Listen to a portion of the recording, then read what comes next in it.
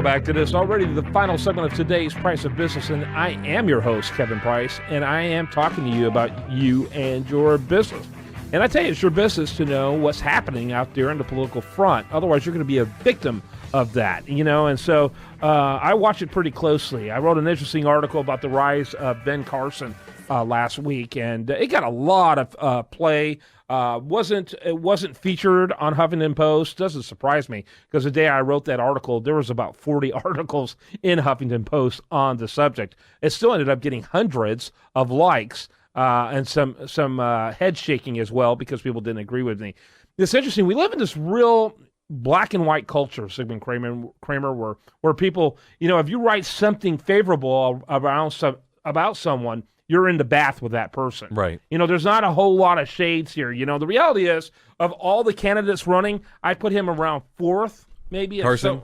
Ben Carson, of someone that I could get excited about or behind. He doesn't even get excited about anything. Well, you know what I mean. Let's not chase that rabbit. But I wrote an article about the fact that he's exploding in the polls and why that's happening. Yeah. It was really more of an article about the media and how ineffectual the media has become, more than it was even about Carson.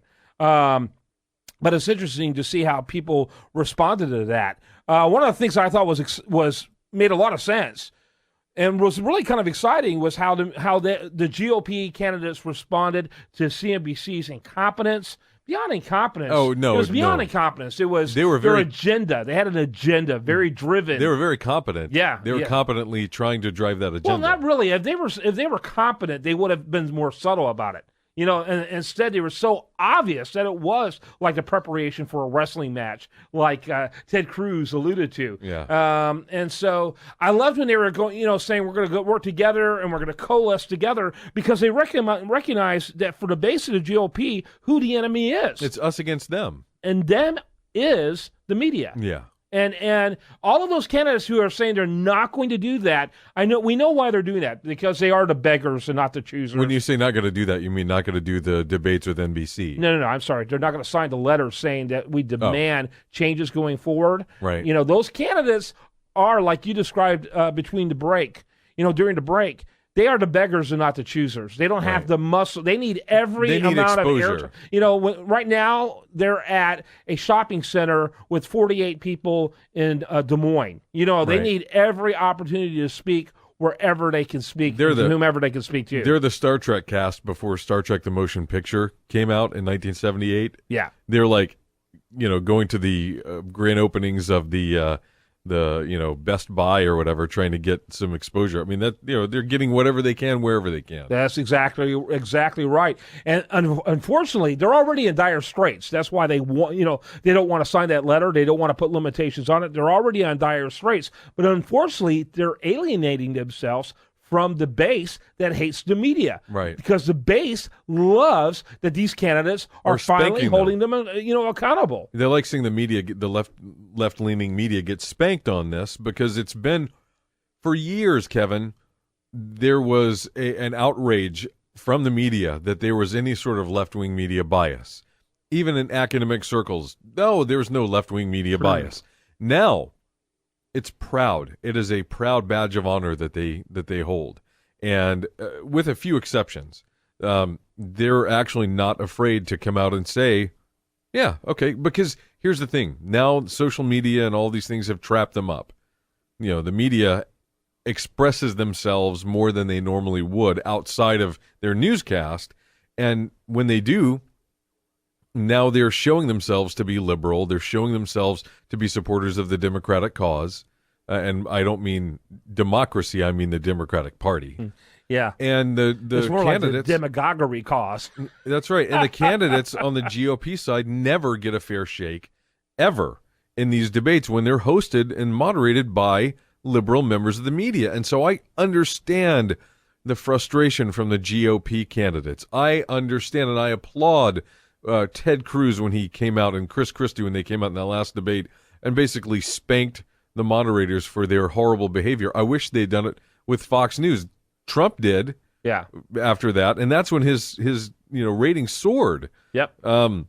Which, by the way, just shows you how much the media suspects all TV, not just CNN. Right. It wasn't just CNN. I mean, it's been every outlet so far has been unkind, more unkind to the GOP and irresponsible. than to the DNC. Really irresponsible is the word. Yeah. You know, the idea is to really flesh through these ideas and work through these ideas and learn what these people believe. They're not getting that from these If a debates. debate is supposed to be a forum and a format where the American people can get an idea about the candidates that they would otherwise not be able to get, okay? If they really wanted to do this right, they would have a debate where the American people were able to watch, tune in, and see where the candidates truly stand on issues, what their ideas are, what their values are, and really what their ideas are for changing problems or addressing problems that we have in this country that we need to tackle.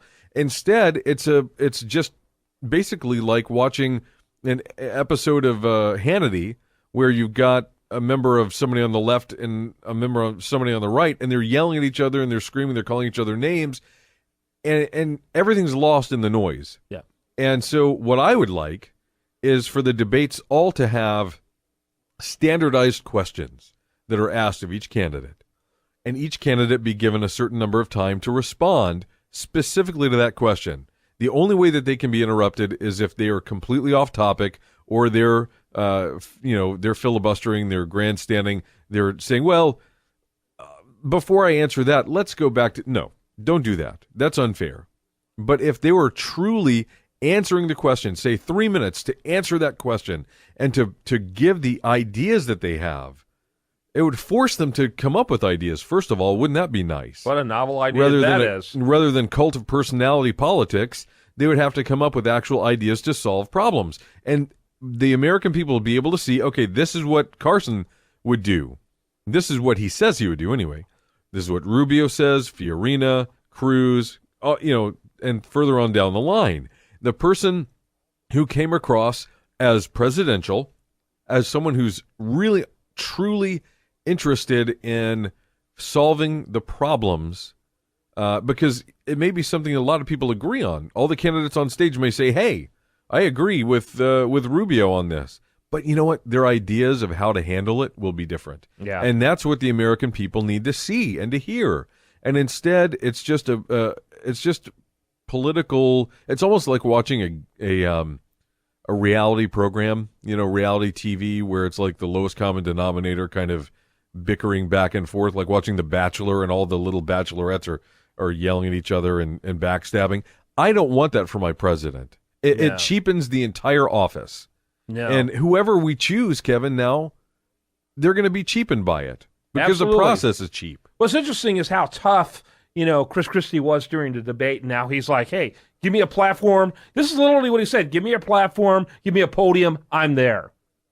He's already backtracked from where he was. Why? Because he's a beggar, not a chooser. Bottom line, he needs all the exposure he can get. It's going to be interesting to see how this pans out. This is going to only further improve the situations of that small group on top, and it's going to really worsen the situation for those on the bottom. And frankly, that's exactly what's needed. It's time to, to really sweep through most of these guys anyway. Well, you can't have 14 people going to the convention. So, it's you have to sift. You have to sift through somehow.